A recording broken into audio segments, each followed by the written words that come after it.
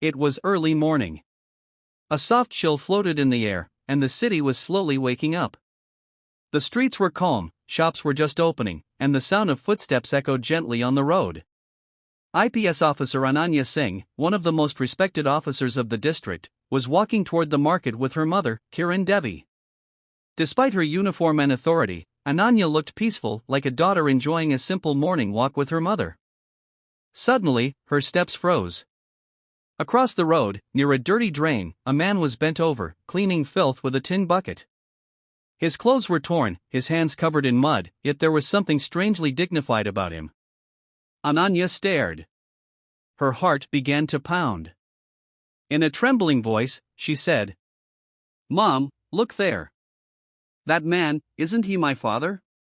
Kiran Devi immediately tightened her grip on Ananya's hand and replied harshly, "No, Ananya. Don't be foolish. How can he be your father? Your father was a respectable man. An officer. This man is just a sanitation worker." But Ananya's heart refused to believe her. "No, Mom," she said with tears in her eyes. "I remember his face. You showed me his photograph once. You are lying to me. He is my father." Tears filled her eyes. "Please, Mom. Let's take him home.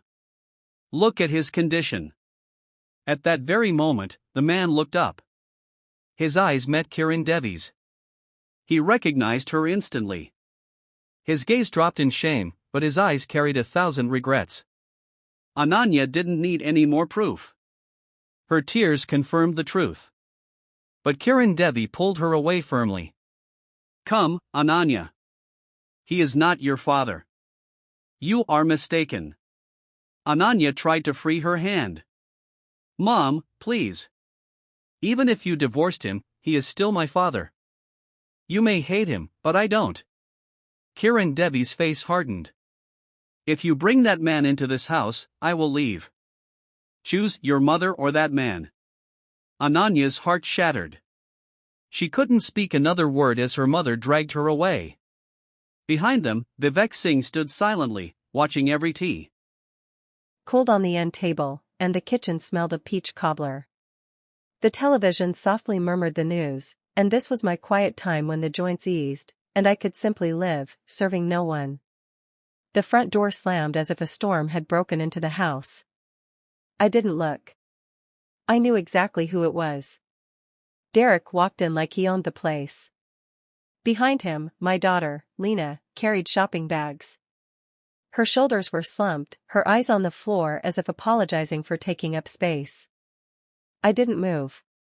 Derek stood right in front of the screen, blocking my view. He snorted as he always did when he saw me doing nothing.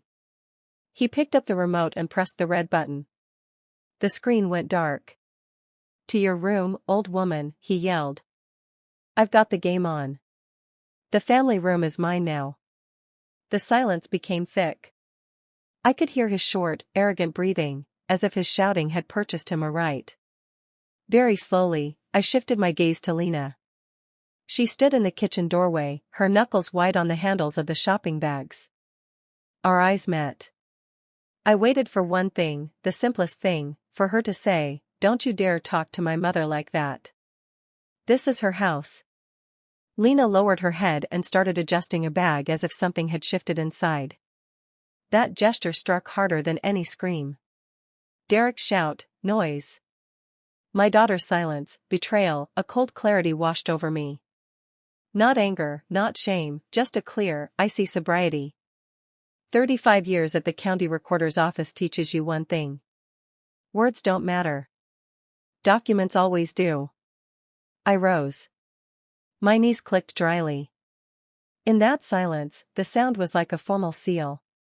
Derek was already sprawling on my couch, unbuttoning the top of his shirt and grabbing a can of soda without even looking at me. In his world, I had long been just part of the furniture. I walked past him and turned into my room, not to lock myself in or weep as they probably expected. I opened the bottom drawer of my dresser, pulled out a stiff leather pouch for bank business, and from the bottom a set of keys and a blue elastic banded folder. My fingers slid between the rough sheets of paper. A bill of sale, old but valid, a current deed of title. Owner, Celeste M. Everson. The paper was yellowed at the edges. Its power was ironclad. In the mirror, I saw my short gray hair, my glasses on a chain, my linen trousers, and a navy blouse. I looked like the grandma who bakes cookies. That was my main tactic. As long as grandma feeds the wolves, they feel like kings. The minute I closed the lid on the pot, the king's paws turned to putty. I returned to the family room. Derek had already turned on the sports channel and cranked the volume. Lena was clattering dishes, a voluntary silence instead of a stand. I walked towards the front door. My heel clicked on the hardwood floor. Derek turned his head, smirked, and raised his soda can. "Taking a stroll, Celeste?" he sneered. "Don't get lost." "At your age?" I didn't answer. I turned the deadbolt. For a second, I looked around the house, the framed print of the Savannah riverfront, the rug I vacuumed every Saturday, my son-in-law's back, my daughter's shadow in the kitchen. I touched the cluster of keys in my pocket. The cold metal was invigorating. I walked out, closing the door quietly, but firmly, like setting a period at the end of a sentence. Outside, the air was crisp. I wasn't cold. I exhaled, locked the front gate from the outside, walked to the avenue, and hailed a cab that pulled up. "Where to?" "The Grand Hyatt downtown." I took out my phone in the car. My fingers trembled slightly, not from fear, but from power. I scrolled through my contacts to a name I hadn't called in ages, but knew would answer. Andrew V. Sterling, attorney at law. We used to work near each other. Him on property disputes, me on deeds. "Celeste, it's nearly 9 o'clock. What's wrong?" "I woke up," I said, looking at the city lights. "I need your help. I have court tomorrow morning." "Why the rush?" "My mental and property health." "I'm listening." "I want to evict 2 tenants. But you live with your daughter and son-in-law." "Exactly." A pause. He knew me from my signatures on title rejections. Where others saw maybe, I saw absolutely not. "What did they do?" He yelled, "Old woman, this living room is mine now." My daughter stayed silent. "I left and I won't return until they are gone." "I understand that's moral abuse at least. But you don't need pity. You need the law, right? The house is mine. They've lived here for 4 years without a lease.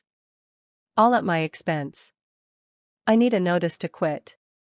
I am terminating the gratuitous use of the property and demanding they vacate the home. Personal service is necessary. I'll send my junior associate, Roman P. Cruz, first thing tomorrow. He's quiet, professional, sharp in a suit, straight out of the box.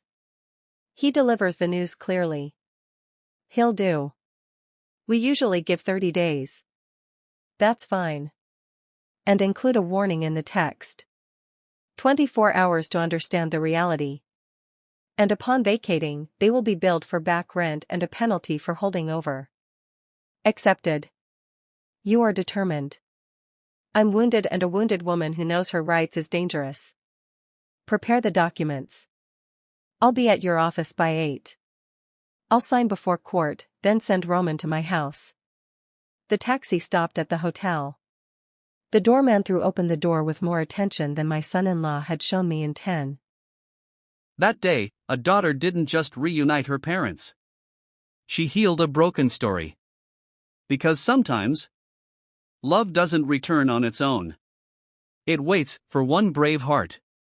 Willing to bring it back to life, Ananya brought Vivek home. When Kiran Devi saw him, anger exploded.